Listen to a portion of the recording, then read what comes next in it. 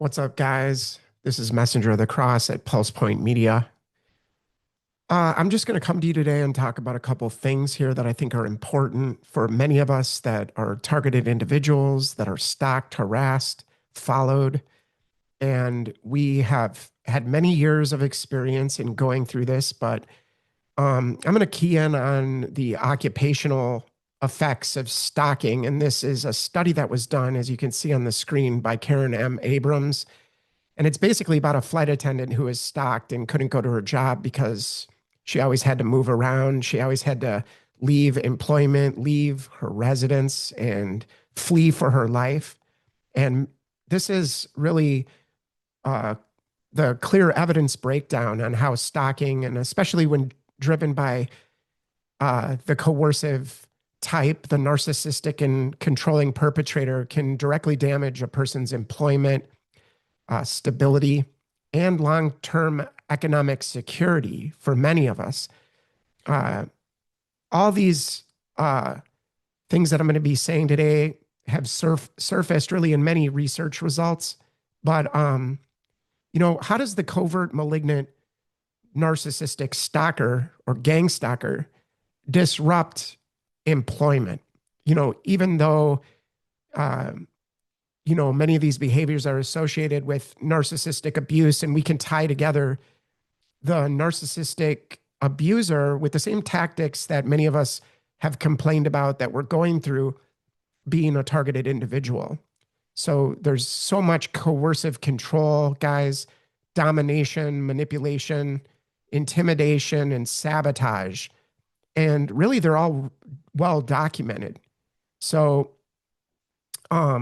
there's much literature about this, and really the behaviors really translate into workplace disruption. Because, I mean, if you're being stalked and harassed and people are waiting outside your house and mobbing you and using directed speech and non-touch torture tactics that can really be categorized. I mean, we have broken down those non-touch torture tactics, but how does it affect one's ability to remain at a job, to stay employed or gainfully employed?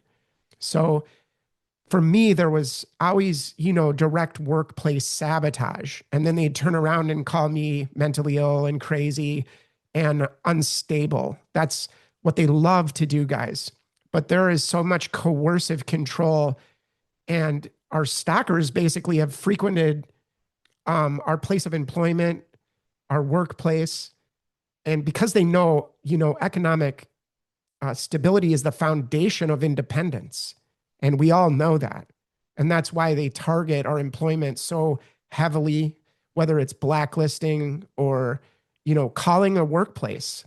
I can't tell you how many times where I'd be working at a job and everybody would enjoy having me there and want me there. But then the next thing you know, my boss or my employer is getting a phone call, and many phone calls, just calling my workplace to spread rumors, to create conflict, or to get me fired from a job.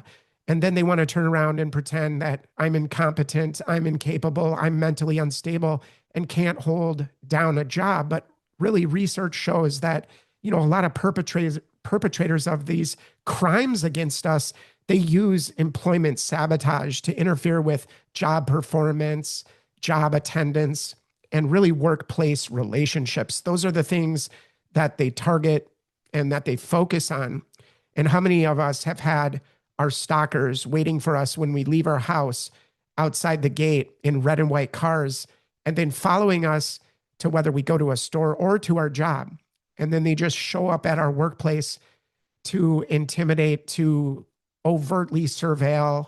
They pull out their cameras and they harass, they spit on your car, they do something to you to get a reaction, and then want to get that on tape so that that becomes the evidence that you're just crazy and unhinged. But they show up at your workplace and wait in the parking lot for your coming and going. And they just do it to intimidate, to monitor you and make you feel like you're always being watched, and to harass you. So workplace stalkers manipulate, the workplace practices to gain proximity to the target. And that's what they're always trying to do, and will also misuse, workplace resources basically by impersonating the victim who's being stalked. And that just comes with, contacting coworkers. Once they get a hold of the people that you're working with, well, then it's over for you because they have a group of organized professional stalkers that know how to bring about a breakdown and a collapse. So there's a lot of employment sabotage, and it includes actions intended to cause firing and just, or putting so much pressure on the target that you just quit or feel like you have to run and get away. And so there is the aspect of being forced to have to quit a job because of the stalking and the harassment that nobody seems to want to recognize or acknowledge. And of course, it's all agreed upon together. They just agree that you're the crazy one and that they're not doing that as they gaslight us. But they're really persistent in trying to ostracize us from any kind of employment. So the impact is severe. I mean, we're talking career disruption.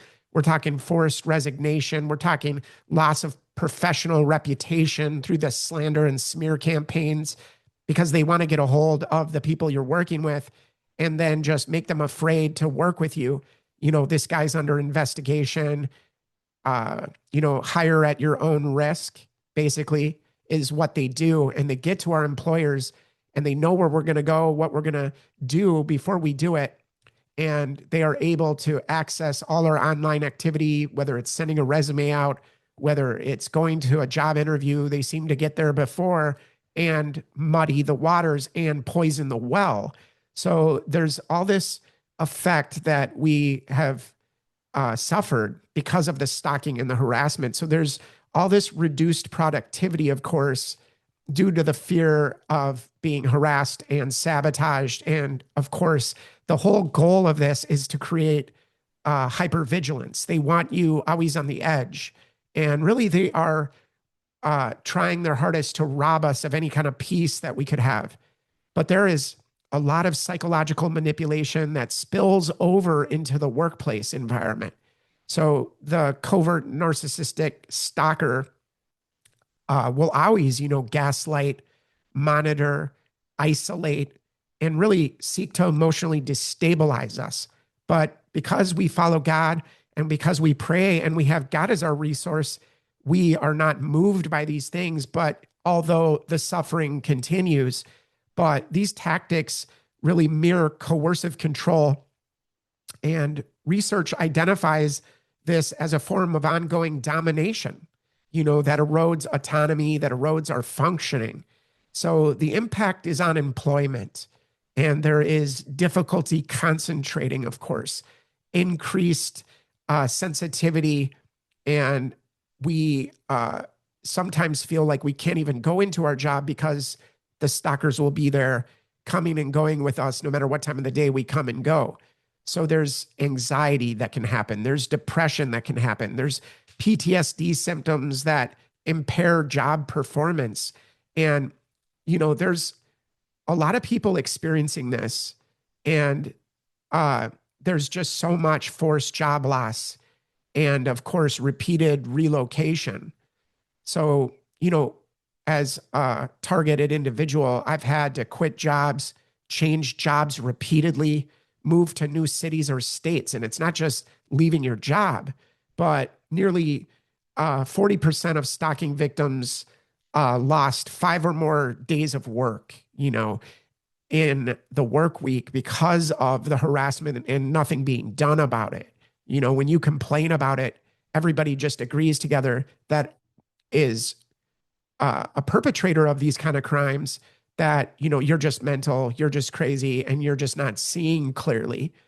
Yet we're not seeing clearly as they show up to our jobs, as they call our boss, as they try to get us fired again and again and again. But many victims who are like me, have incurred, a lot of wasted time and energy and money just in moving expenses, just in quitting a job, having to move to another state. Then it starts up again within a matter of weeks where you're being followed again, harassed, and the coming and going is happening at the same time. So there's moving expenses that people don't consider, lost wages, and costs related to any kind of safety measures that you would try to include.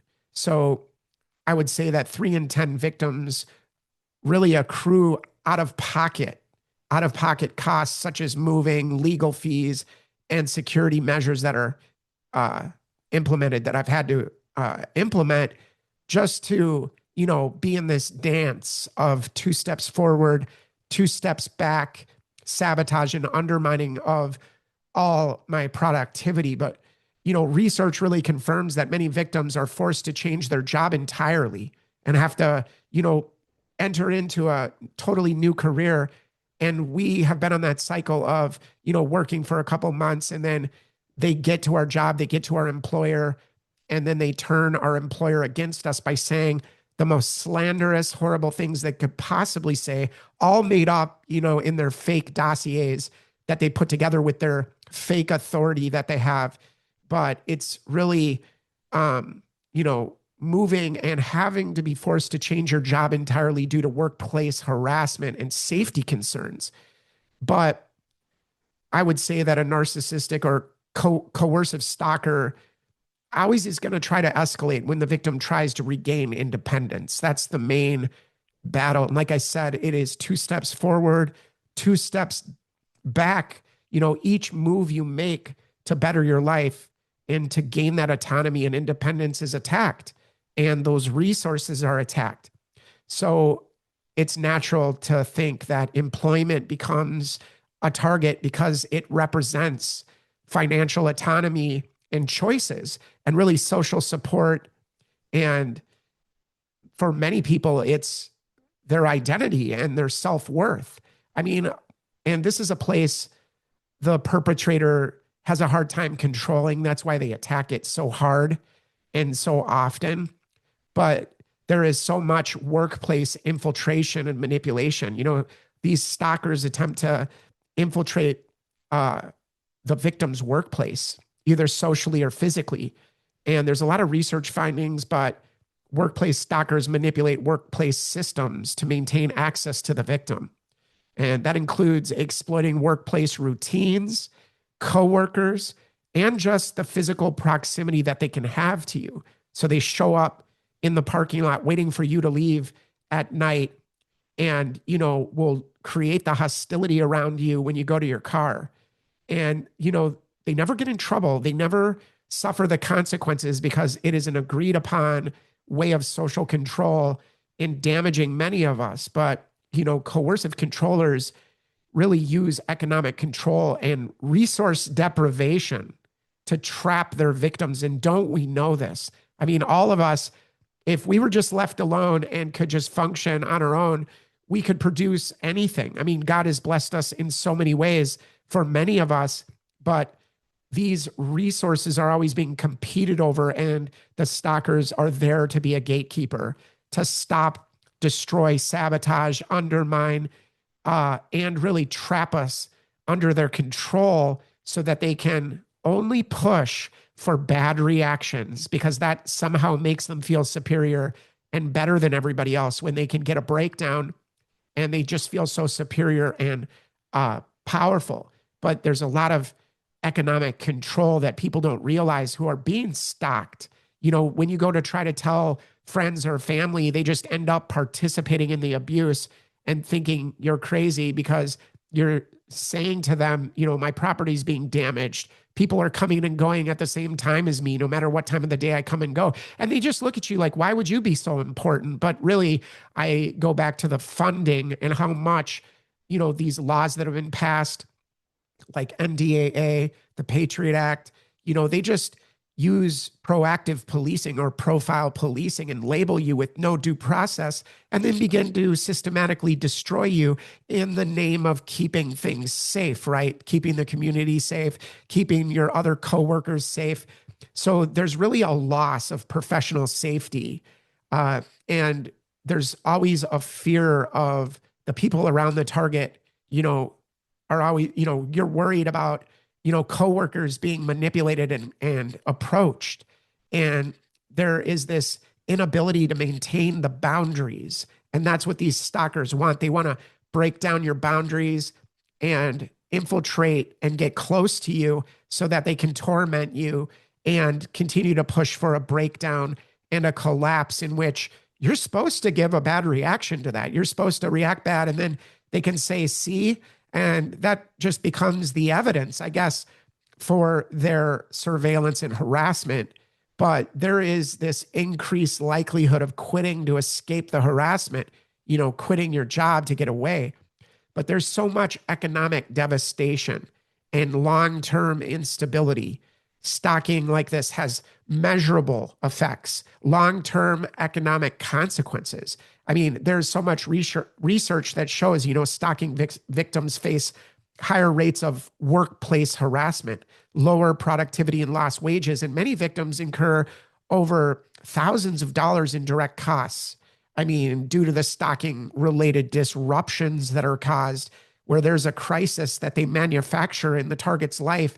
You're on your way to work, and next thing you know, you have a nail in your tire, and that happens every day of the week. As soon as you get your tire fixed, the nail comes back, and then notes are on the car, and then there's this escalation, where you're late to your job again and again and can't keep any consistency because of the interference, because of the gatekeeping, because of the sabotage to the property. I mean, you can't really get to a job when, maybe 3 or 4 times in 1 week, you're finding nails in your tire and have to go to the car shop and, be on the side of the road and get a tow truck, if you don't have a spare tire. So there's tons of economic insecurity. And this is really, I would say, one of the largest obstacles of being a targeted individual and just being a stalking victim, that I've incurred and that I've gone through.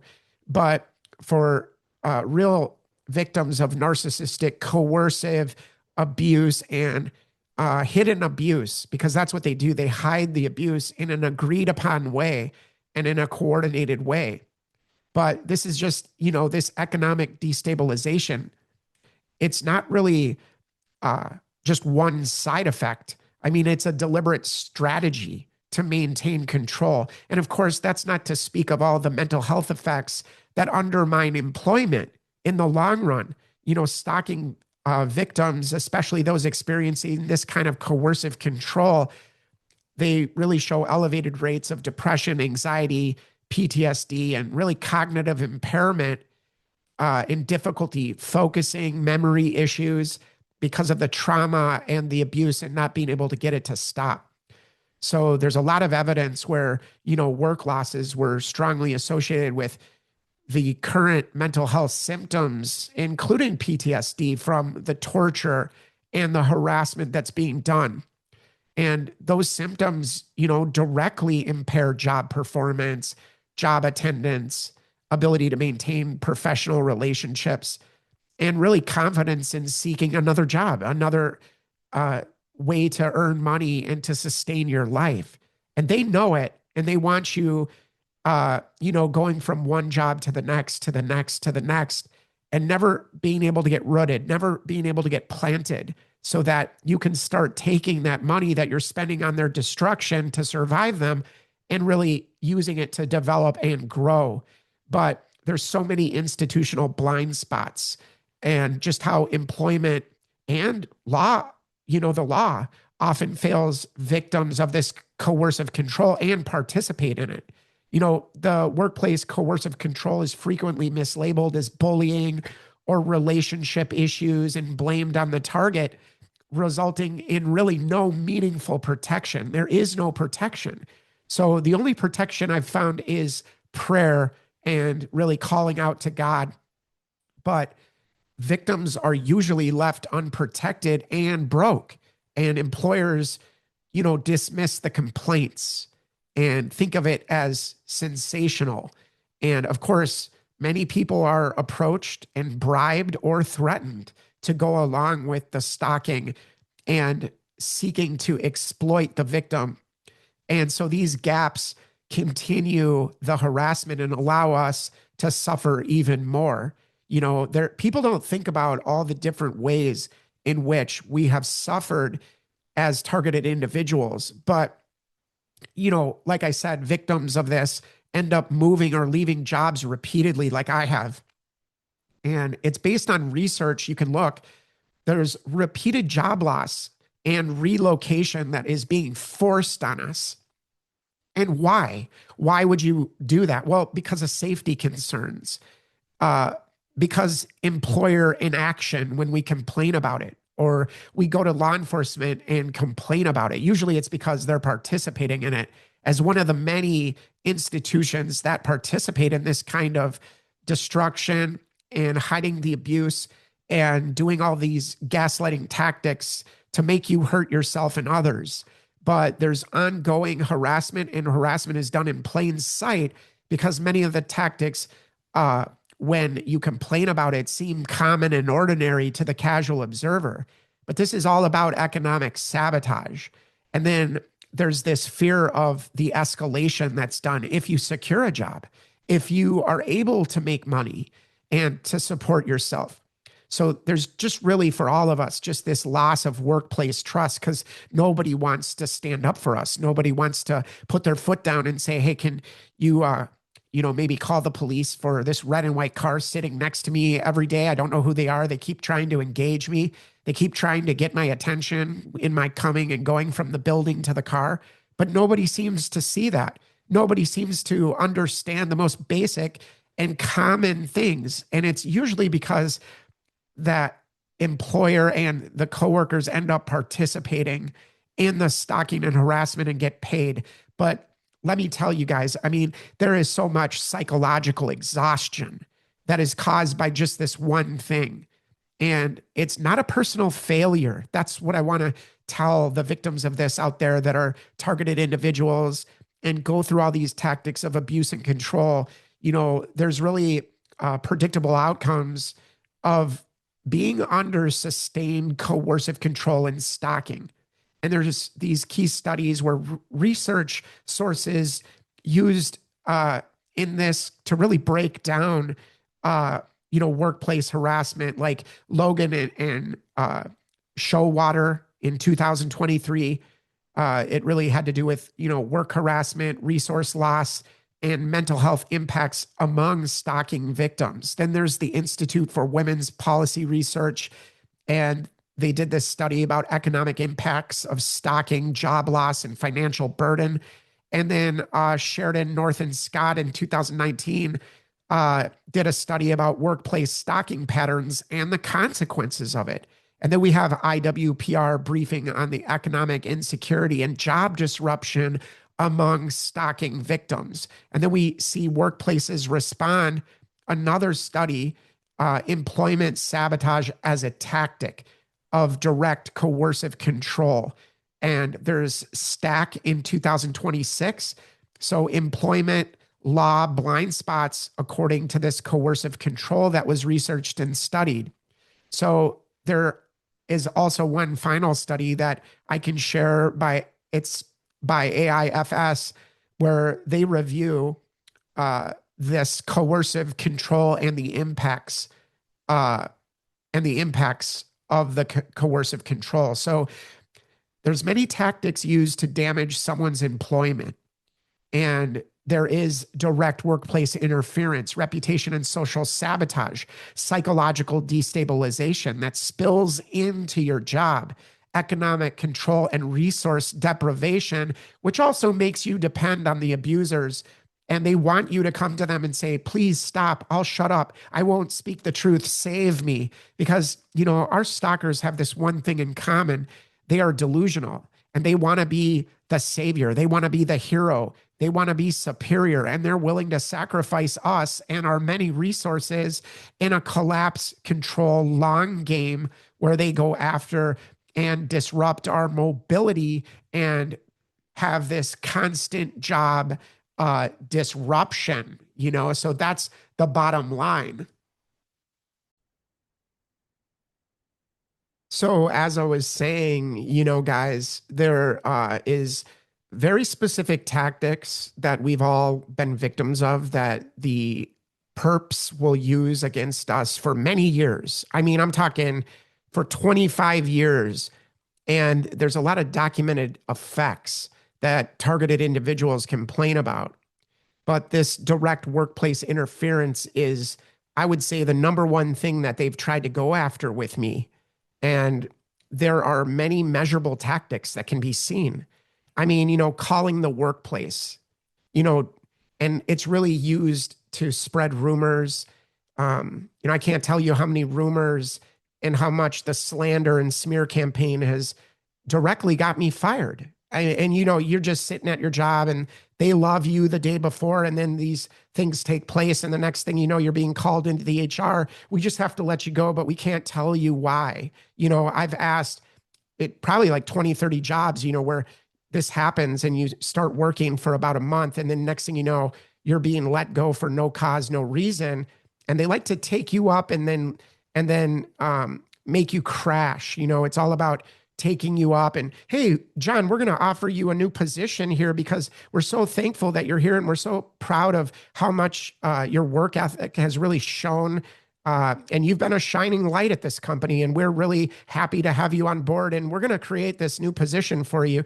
And then, of course, the next day, all that's out the door. And with no warning, you're just ambushed and called into the HR office and told, well, we got to let you go. And you ask for the reason. And I can't tell you how many times I've asked the reason and said, hey, what's going on here? Is it my job performance? What's going on? Why are you just letting me go suddenly without any explanation? And they look very, sheepish and are intimidated basically and have been approached. So they have to play out that performance and act that, everybody's a victim of the targeted individual when it's really the opposite of that. But they do this role reversal after they do the abuse.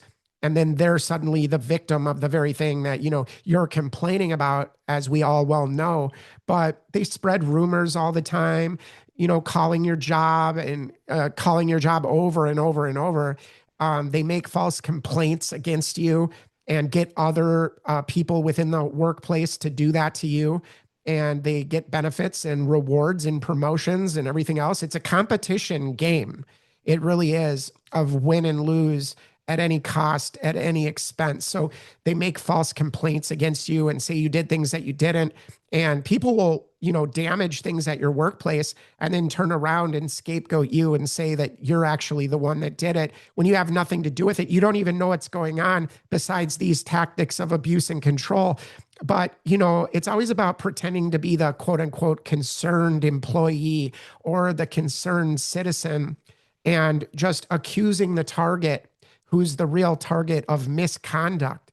So, I mean, I've had people call my job in HR, like I said, or my supervisor until they're willing to take action, and they won't stop pushing the breakdown until they get you fired. So it really creates a liability, concerning, like in respect to the employers, they get these people calling them all the time and saying that you're a danger, that you're under investigation, and you shouldn't hire this guy. And next thing you know, you're being fired for no reason. And then they distance themselves from you as the target and won't even tell you what's going on. And then you just have to go from job to job to job. And you can't even collect your first paycheck because of how fast this kind of behavior happens. And, you might go for years wondering, they just offered me this job. I've been here for a month and they're very proud of my activity and my work ethic and how much I get done. And there's no cause or reason for you to be let go of. But then suddenly everybody is avoiding you and acting like you're a liability and a concern, as they immediately, like a light switch, distance themselves from you. I literally liken it to like a light switch. You just flick the switch and that's how fast everybody turns on you. So we know that many of the things that our perps are saying are so grandiose and so out there, but yet with the insistence and the pressure, they can get us fired from a job, and we go from job to job. And this is what stalking does, So they will often follow me from my residence to my work, and whether I go to the store, whether I go on a walk, whether I go to my job, and then just show up at my workplace. And it's all designed to intimidate as they hide the abuse and walk the fine line of non-touch torture tactics that are used. And you can look up what non-touch torture really is. And this is how they abuse us in plain sight and get away with it, because it's about the frequency and the rate by which the contact that is forced happens. We don't want the contact, but yet they force themselves on us and inject themselves into our affairs, our business, our life, and then begin the breakdown process. And so it's also showing up at our workplace is used to monitor us and watch us. And it's overt. They want you to know you're being watched.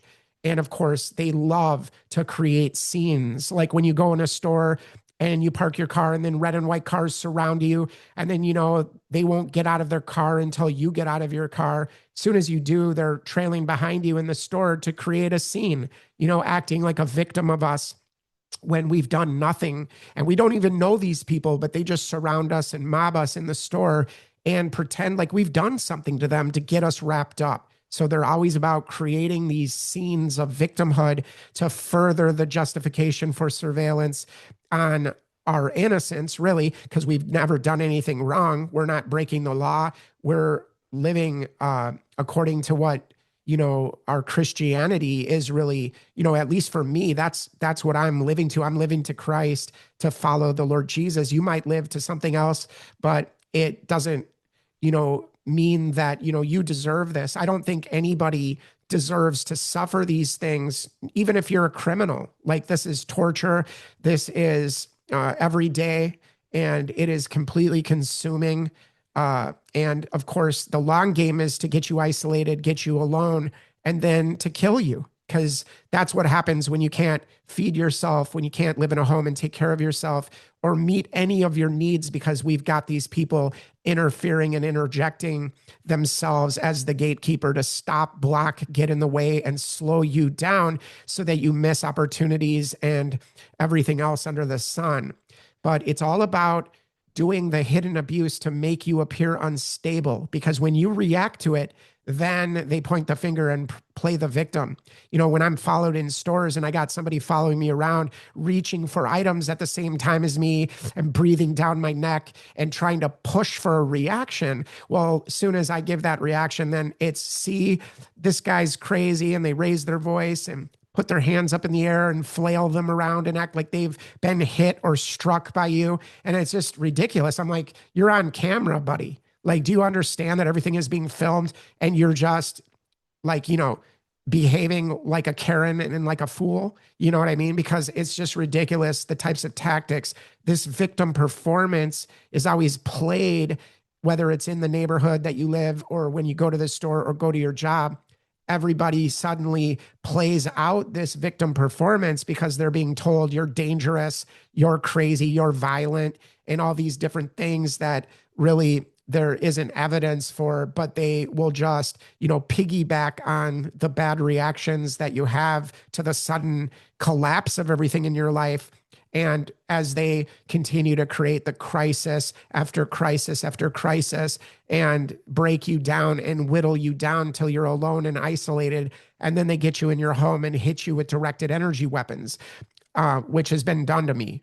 So they pressure your employer to intervene. It's always this, urgency that they pass on to your employer by, insisting that you're a danger and that you're being investigated, and it would be a bad look for your employer to keep you on. So, employers will often remove the victim instead of the problem to just restore peace. And they don't look into things and they don't investigate anything. And they will often do this abuse to us by contacting the coworkers that we are working with.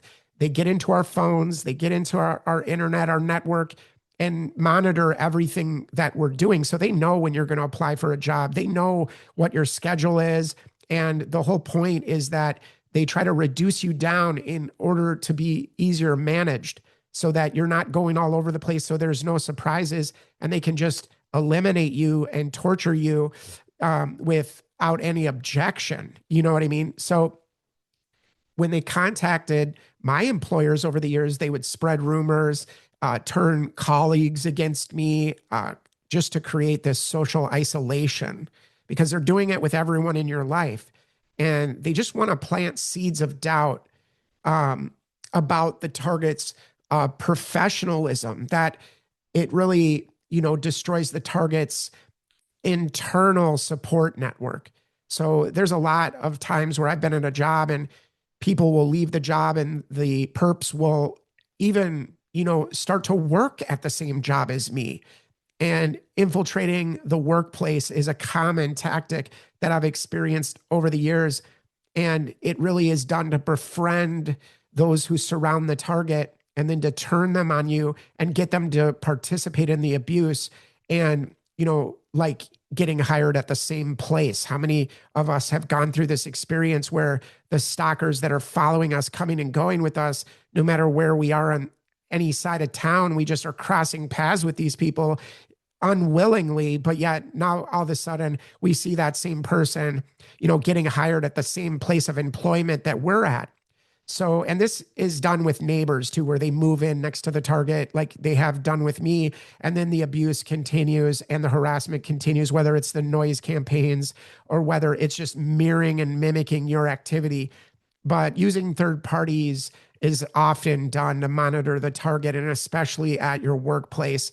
And they show up as a customer or a client. There's many ways that they infiltrate and access the relationships that are key for you and your survival and for you being able to take care of yourself. So it's all about maintaining proximity, and the control can happen that way. And it's all made to look coincidental. They want it to look accidental or coincidental. So there's workplace stalking literature that describes, a lot of perpetrators manipulating workplace routines just to maintain the access.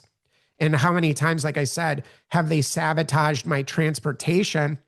And, you're just maybe, having to replace a tire 3 times in a week. And then every time you replace the same tire has the same nail in it and notes on your car saying, leave the neighborhood, calling you a pervert, calling you what they are. Actually, that's what they do. They love to slander and sensationalize in their smear campaigns to the rest of the neighborhood. And it's the way they feel better about themselves and justify the abuse that's done. And if you react, that even gives them more incentive to say, see.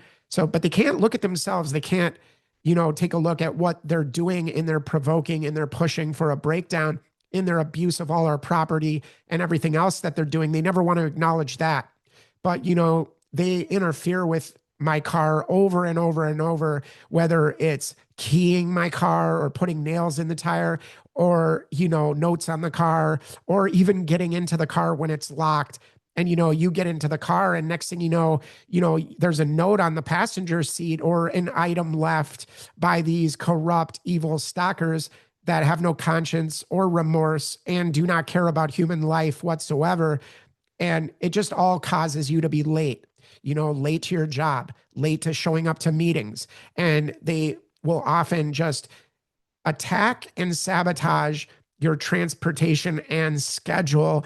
And this, of course, disrupts your sleep, of course, because you're always worried about the next shoe dropping and wondering, how much money do I have left? Can I even afford to get another tire and another one and another one? So it's creating these crises the night before an important job day, an important work day where you need to perform and be at your job. And this makes the target appear unreliable and unprofessional. So it's all about this. And it's about the reputation and social sabotage.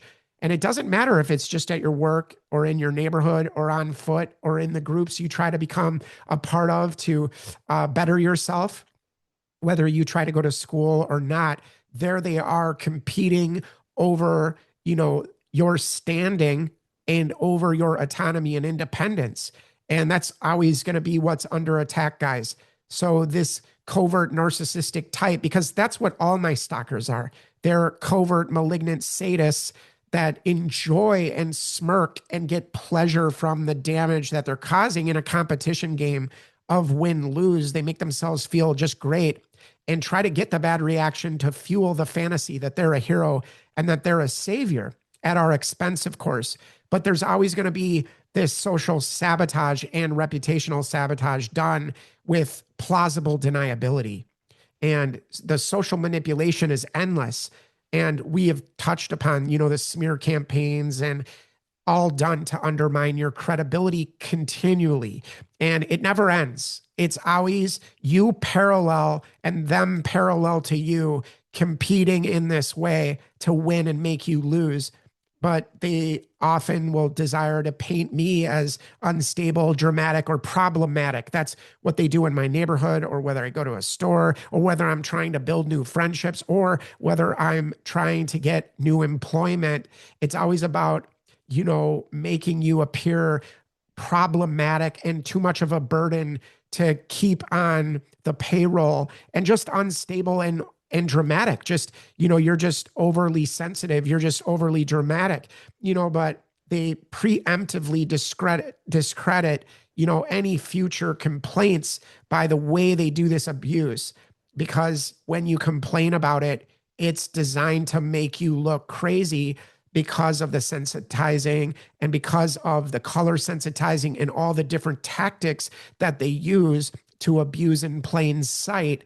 And then when you complain about it, and, the people you're talking to only see, you talking about red and white cars following you, and they only see it one time, when it's a repeated thing, it's every day, it's nonstop, it's 24/7.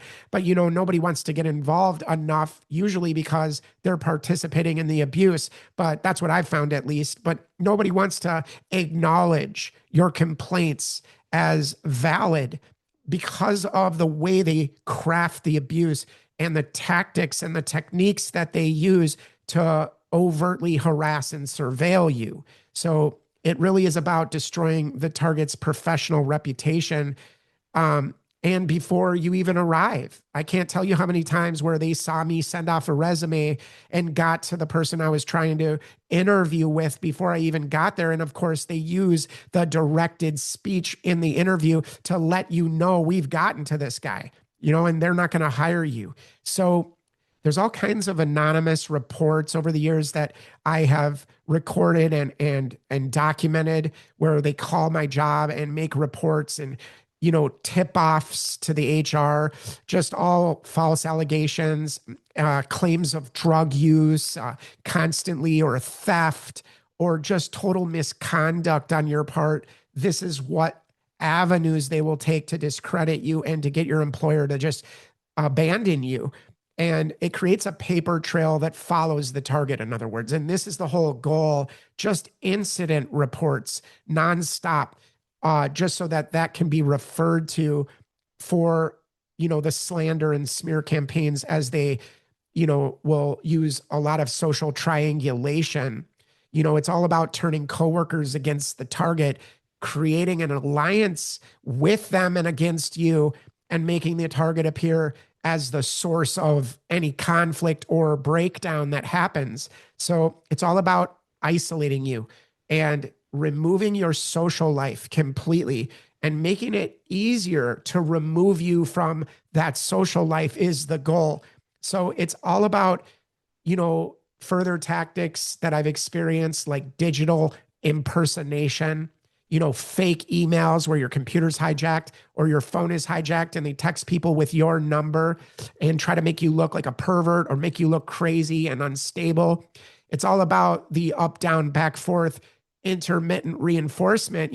Here are your friends. You just got off the phone or text messaging one of your friends, and next thing you know, your friend is sending you screenshots about, why have you texted this perverted stuff to me? And it's all designed to break down the target and isolate the target. And there's all kinds of fake social media accounts where they steal pictures off your phone and create fake websites in your name, and just fake reviews or posts that are not done by you, but done by the perpetrators of this harassment and targeting, and really the electronic harassment in this area, because there's the directed energy weapon harassment that I would also kind of classify as electronic torture and harassment, but they're going to get in to your computer. They're going to get into your phone. They're going to get into all your digital data, whether it's a bank account, all these things, and they're all attacked together in unison so that you are under constant desperation. And that's what they want. But we don't give it to them because we have a supplied life. We have the Lord Jesus imparting to us everything that we need for life. Everything that we need is given by him. And so, the enemy comes to steal, kill, and destroy, but Jesus comes to give life and life more abundantly. And I want to stress that, more abundantly. So whatever they take, whatever is to our loss is actually to our gain, because we're gaining more of Christ. But really, that's my experience. But it might not be yours, but that is my experience, to gain more of Jesus. And so we really don't lose anything. It's all an escort to lead us into maturity and a deeper experience of the riches of Christ and how he's available to us, no matter whether we're well-fed or hungry, whether we're living in plenty or living in want. It doesn't really matter. The outward circumstances and conditions can be met with our enjoyment of God. And that is what I emphasize. But, the target is always made to look unprofessional and unstable. And there's so many psychological destabilization tactics that spill into your workplace. The tactics overlap. And it's like, the sleep disruption.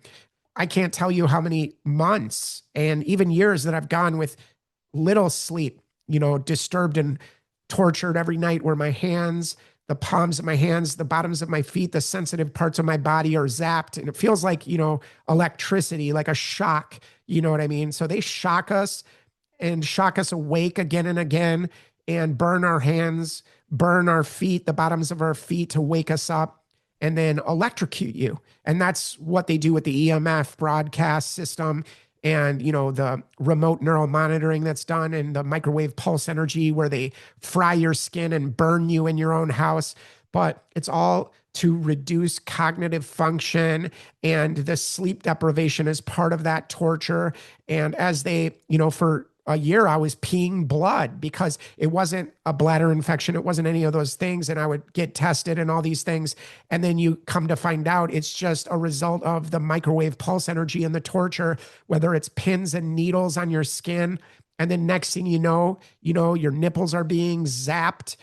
Your genitals are being zapped. So they torture us these ways, and they do it continually to get a breakdown and to get you to either hurt yourself or hurt others. And it's continual, but it's all about increasing the irritability. And we have to go to Christ to be delivered from this. It's the only way I've found, guys, to escape the torture. Is not really escaping it physically, but escaping it by being occupied with Christ in my heart, in my mind. But it's always about, causing lateness, causing mistakes. And that's really what the sleep deprivation torture is really about. But they are busy trying to make us look incompetent, because then they can justify the abuse and say, look, this guy can't control himself. This guy can't get it together. And that is what they do to all of us. Meanwhile, they hide all the persistent, consistent abuse. And it doesn't even have to be abuse. It's just the frequency and rate at which these scumbags are trying to make contact with us to trouble us. But again, there's all this hypervigilance that, we have to be delivered from, because that's the goal of their constant surveillance and overt harassment and gaslighting. And we have to pray to the Lord to be delivered from the anxiety induction, because that is all it is for, is to throw you off and make you feel like you have no ground to stand on. So it's done through surveillance, overt and covert. It's done through monitoring and letting you know you're being monitored. It's done through unpredictable contact and then predictable contact. It's done through the emotional whiplash that you feel when they get to third parties and friends and family and people you loved suddenly are taking part in the abuse. And it's troubling. This is the emotional whiplash. But there's all kinds of cognitive load that increases. And of course, job performance decreases. So stalking victims show elevated rates of anxiety, depression, PTSD type symptoms, which directly impair work function. Okay. And then the gaslighting is just used to make the target doubt their memory, create confusion, and undermine confidence. So they want you in self doubt. They want you to reduce your assertiveness and then thereby reducing your performance. And it doesn't matter if it's a job or anything that we're doing, but it's all about doing this through crisis creation again and again and again.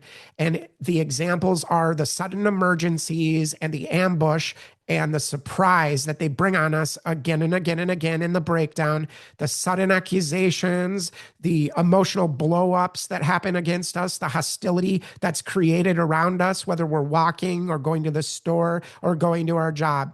You know, it's the threats to leave or abandon you or reject you, and they want you to self-harm. That's what I see and I gather out of the types of behaviors that they are doing to me for 25 years. They want you to hurt yourself like they do to themselves, because it's a competition game and you can't have better or be better. And when they see that, they get envious and jealous and want to take what does not belong to them. But this attack and all these attacks pulls, you know, us as victims of this kind of abuse. It just pulls the target's attention away from their work, away from those things that are meant to support and uphold a life and decision making and autonomy and independence. And really, it's an identity hijacking because they want to be you. They don't just want to be like you. They want to take away what's yours and be you. But that's what I've found, at least in my experience. So there's economic control and total resource deprivation, as I touched on before. But this is the core part of their coercive control. It's always interfering with transportation, hiding keys, damaging the car, blocking exits, causing delays, and it makes you appear unreliable. And that's what they spread in their slander campaigns. Look how unreliable he is while they hide the abuse. They have been known to interfere with childcare. So, and it's really used to force the target to miss work again and again or create last minute crises, like I said. And just the employer that you're working for starts to see you as inconsistent. So they really are sabotaging the finances and things of this nature. And so it's all about the last minute crises. It's going to be crisis after crisis after crisis in which your attention is rerouted to surviving the abuse, surviving the damage that they hide in a coordinated, organized way. They hide the abuse and then just all agree together to pretend that you've just lost your mind and are just seeing things, guys. So, and it's done with employers. And of course, the employer starts to see you as inconsistent with all these tactics that are used. And it's going to be the sabotaging of finances. You know, how many times have we all had the experience of our account in the bank suddenly being drained? And for no reason, money's missing and nobody has access to our accounts except for these stalkers and perpetrators who block access so that, you know, you can't pay for the bills. They time the abuse. So like when you have to go pay for your bills and you have to pay for your mortgage or whatever else that you're paying for, and it's always locking you out of your account. And so you incur all these like late fees and charges, and it's all about stealing the money from you. So you have no way to enjoy life and no way to even pay your bills.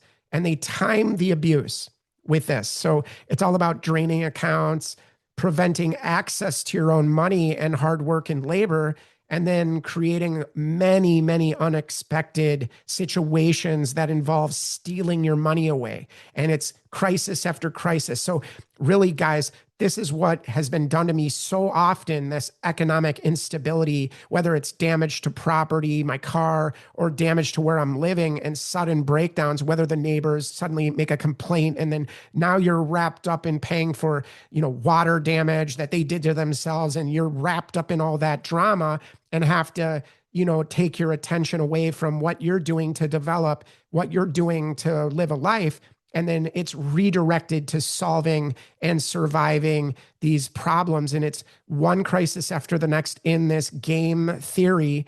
And I say game theory because that's really the way it is. People say to me, well, John, just ignore them, but they don't let you ignore them. That's what you don't understand, people, is that real targets like us, they don't let us ignore them, because they are going to sabotage that which supports our life and the foundations of that, forcing our attention to have to go to these things if we want to live, if we want to survive. And we come up to zero time and again. We get no benefit or profit.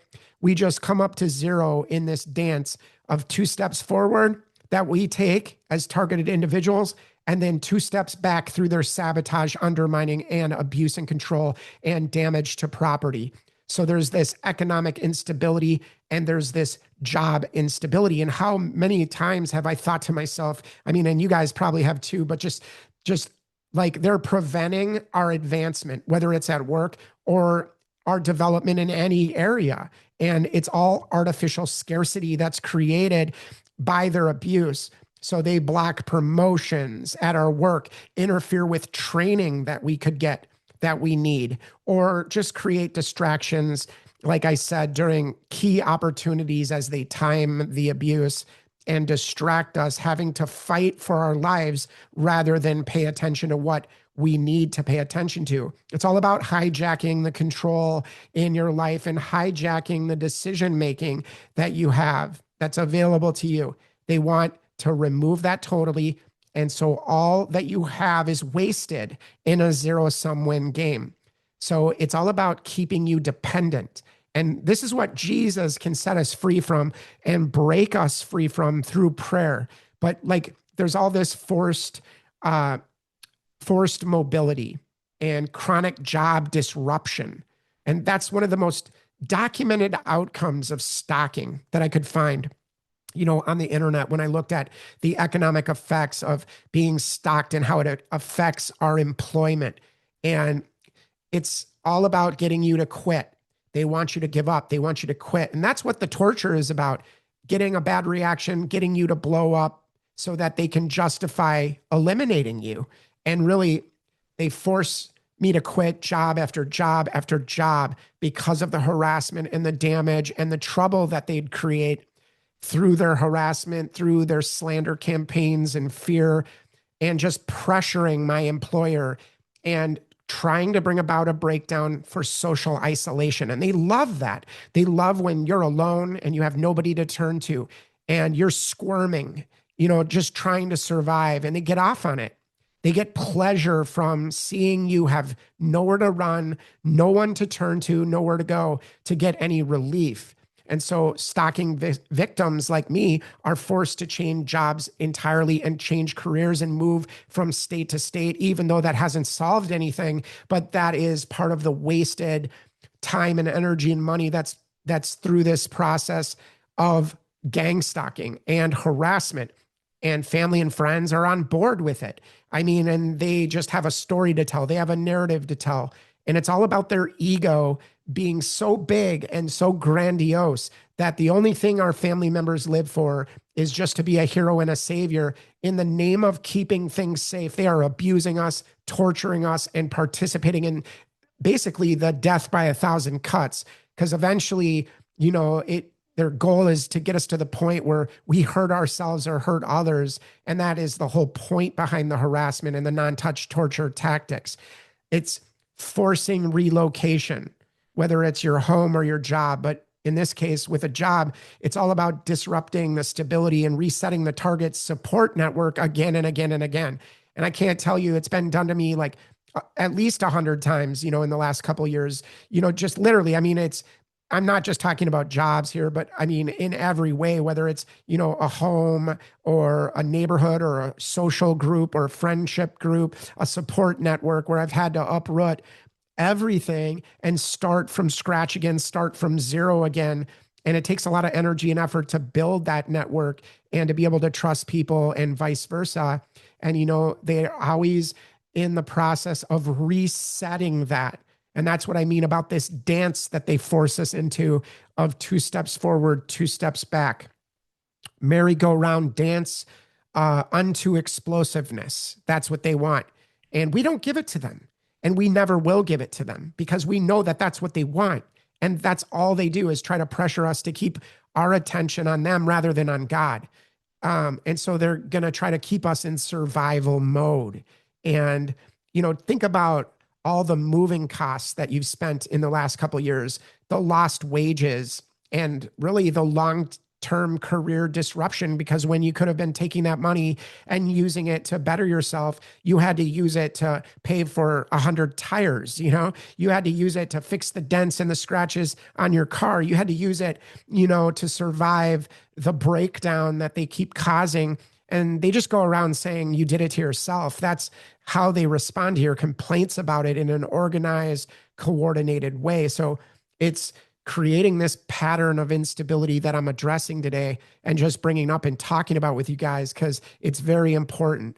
And, just multiple job changes, gaps in employment, inconsistent references, all of this is affected this way when they attack our employment and prevent us from working. And we want to work, we want to make money, we want to have our own choices, and yet they refuse to ever get out of our way and are just standing as the gatekeeper, being destructive in an organized way to prevent our moving forward. And so we need the Lord Jesus to move forward. And he does move us forward, but it's all by his power because this battle is spiritual. This battle is, them choosing their side already, my family choosing their side already and following after the devil, because this is just pure evil, what they do and what they try to hide and what they try to get away with. So it's harder to secure new employment when there's inconsistent references and gaps in employment and multiple job changes. And so the perpetrator sabotage becomes self-perpetuating because it's like a snowball effect.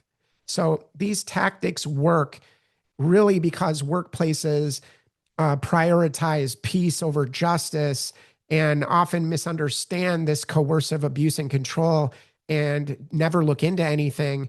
A fool answers a matter before he hears it. It's a folly and a shame unto them when they don't investigate and don't look deeper. And, my family is guilty of that. And even my own mother, even my own blood, and it's definitely not true that blood is thicker than water because I have perpetrators and Freemasons in my own family. And I've shown the images and pictures of my brother being a Freemason and how he's pledged himself to this satanic organization. And, they'll call evil good and good evil and put light for darkness and darkness for light and bitter for sweet and sweet for bitter in this role reversal game of destruction and abuse. And they will sacrifice us just to get ahead, just to have a place and standing in the system that demands this. And we all know this. So it's just, it's always, the firstborn that's sacrificed, and I'm the firstborn in my family. I'm the oldest brother, and my family has done nothing but compete and compare, compete and compare. And if you've done something with your life, they just want to take you back like the crabs in the bucket. And they won't admit that, but that is the envy and the jealousy that you see that is far reaching. And that envy is a hatred. And they just can't let your narrative stand. And it's all about making their narrative that gives them power, control, and domination and justifies the control and the abuse and the breakdown of our resources that they want to justify and stand by. But the Lord is not allowing it. And so they're not trained at an employer to recognize stalking dynamics, which I wish they were, but they're just not. So the default move that an employer has is just removing the quote unquote problem which is usually always the victim. Okay. So, and this creates a perfect environment for the covert sabotage of employment. So, guys, I just have up on the screen, as you've seen in the background, as I've been really going on and on about the occupational effects of stalking. But this is a study by Karen M. Abrams, and I believe a psychiatrist in Canada. And you can read this story and take a look at this. Just look it up online and just type in occupational effects of stalking. And so, really, I was going to read a little bit of this and break this down, but operations in general that we experience as targeted individuals are active surveillance type. Passive surveillance is watching a target covertly to obtain information about the target, and then it goes active. And active surveillance can include information gathering, but it also includes the agent making the target aware that they are under surveillance. So beyond active surveillance, agents that are a part of this kind of harassment perform acts to keep the target uncomfortable around the clock. And many of us complain it's 24/7 of this battle. And although operations are silently approved of and covered for by the official justice system, which is very true, a lot of us have found that the police are engaged and preoccupied with this kind of policing, community-based policing. So it's seen as criminal in nature by citizens who do not have a strong sense of right and wrong, that is the way that, people don't realize that are immoral, that this is so wrong to profile police and to target someone just because they have fit a profile. And the thing is they can make up whatever they want, and then there is no due process. And this just speaks about the agents and how they are always doing acts of punishment that are deniable. And this means that should the target complain to the police, any other official or friends, neighbors, family members, or doctors, the nature of the punishment must be seen as the target's overactive imagination, or better yet, an indication the target is mentally ill. So, and the whole system is a part of this.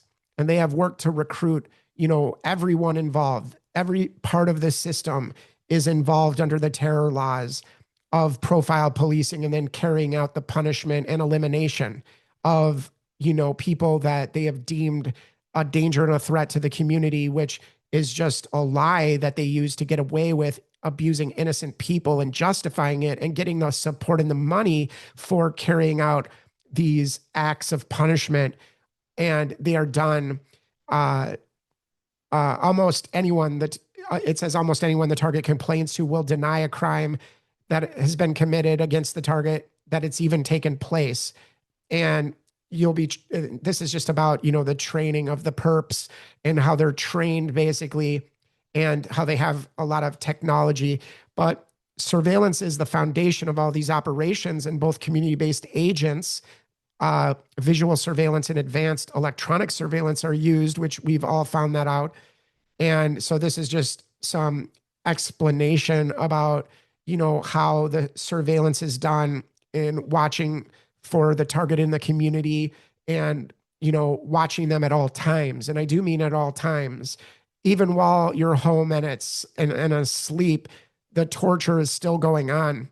And it's not just getting your cell phone number and getting on your computer and hacking it and impersonating you, but it's done in a much darker, deeper way. And actions that have been reported but are not limited to, and I've had all of these done to me. I mean, Target turns lights on to start the day, and then, the neighbor will turn on the lights to start the day at the same time. And it's done again and again and again to get your attention. Target uses toilet or shower.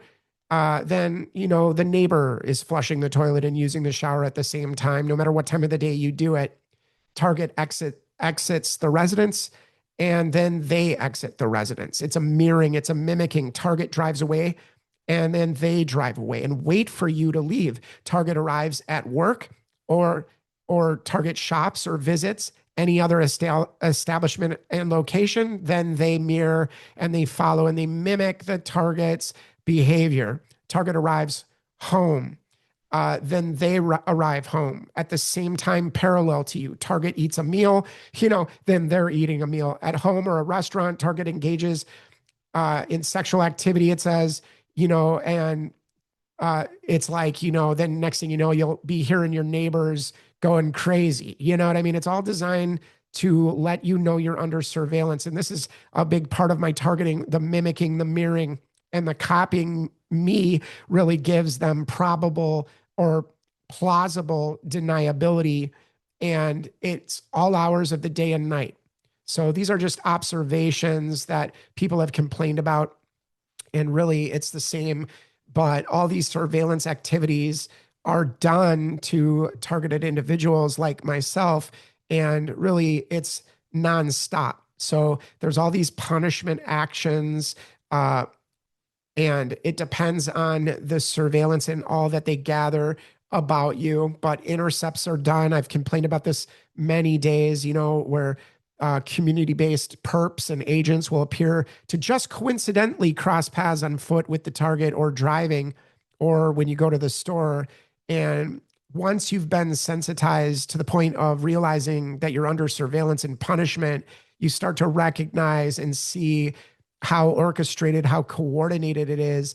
And, it's way more than just happening to cross paths with them. They know that and then that's when they really lay it on. And so intercepting is done all the time. And this talks about how the community-based agent may be asked to perform one of the following forms of an intercept, simple path crossing, blocking, stopping, getting in your way, whether it's on foot, requiring the target to take evasive action to avoid a collision. I can't tell you, it's every day. In the hostility that's generated around me to engage me and get my attention. These people just are black holes of attention getting, and they will do anything to get that attention. But they perform this all day with me anytime I go out or on foot walking for any extended period of time. I go to the opposite side of the street when I see somebody walking my direction, and then they go and mirror your activity. So arriving at a place known to be the favorite of the target and simply occupying that place just as the target is about to arrive. And that is true. I mean, restaurants, parks, public facilities, and seating, even bus seats are examples, sometimes just quote unquote hanging out in such a location at times and places where people don't ordinarily do that. I mean, how many of us have drove to a parking lot at a park just to get alone and to get some fresh air, and we're just sitting in our car with the window down. Then next thing you know, this empty parking lot gets filled with red and white cars, and they could park anywhere, but they park right next to you and surround you in a circle and then try to get your attention. So these are also tactics of attention getting that they do, smoking, blowing it in your face, coin jingling, whistling. They do that often with me. These are all behaviors that are designed to provoke and taunt you because they're done thousands and thousands of times. You'd think it's the only thing that people are doing is just, and it's always done in conjunction. Like if I were to whistle down the street, then I would have 10 targets surrounding me on the course of my walk whistling, so it's all done this way. Toe tapping near the target at the location where the target is known to need to stand, or at a place that's fixed, like a job or a bus, or standing right behind a target when you're checking out at the checkout line. How many times, guys, has the store been full of people shopping and you see an open line in the front ready to check out, and all of a sudden you get hung up at the line, and it's always so that the whole store suddenly has to check out at the same time as you. I can't tell you how many times this has happened. And then the stalking and harassment, the controlled environment happens, and then they're just breathing down your neck and trying to start a fight or a conflict with you. And it's all orchestrated. It's all designed, and everybody smirks and laughs and thinks it's cute and funny to torture innocent American citizens and people worldwide doing these tactics. But, it's nonstop community-based agents that are performing these tasks, very trained and very well-funded. And it is on and on and on. So I just wanted to share some of these things of the vehicle intercepts that are done to me as well. And really, parking at my place to prevent the target from leaving and leaving the parking area or leaving my property and then just disappearing, parking commercial vehicles often near the target's home with something unusual about these vehicles, such as there's no need for that trade or just unmarked white vans to make the target think the van is there to conduct surveillance. They do that a lot. Or they block your car spot that you pay for and park in it all the time with a red and white car. It's all about making you feel you have no place. You're being driven out of this world, driven out of your social standing, and just simple following or leading a short distance, but every day, doing this both during target commutes and then other times makes the target uncomfortable. And that's what they love to do. But there's a lot of physical sabotage, as we've seen and we've talked about before. And you can just check out this document that really gives a lot of the tactics that I've experienced, entering a vehicle or home and changing the radio stations or the settings has been done when your car's locked, replacing window washer fluid with water, possibly destroying the system in the winter. That's happened to me. Scratching the paint on the target's vehicle all the time, no matter what kind of car I get, scratching furniture or valuables. When the house is locked, they get in, they move your couch around, cut your clothes up, and the door's still locked when you get home. And then you notice these things, and it's all designed to intimidate you and make you feel like we can get as close to you as we want, and there's no consequence, and we can do whatever we want to you. Of course, many of us have had nails in our tires again and again and again, tire sabotage from removing some air right up to slashing the sidewall. And these are authorized behaviors by these scumbags, but they do it again and again and waste your time, energy, and money, simulating a break-in, and they cut off the four-way flasher buttons. They remove substantial amounts of oil, transmission fluid, or antifreeze, but not enough to cause catastrophic failure. It's all meant to look like an accident, and it's all meant to look like you did it to yourself. So moving things around inside the vehicle, that's been done to me a lot to show the target someone's got in, unlocking the vehicle and leaving it unlocked, possibly even with the door open. And I've had that happen. I mean, small cuts in the car's upholstery when the door is locked and you get in your car and you're like, why are there slashes all over my passenger seat? And it's designed to intimidate and make you feel powerless and helpless.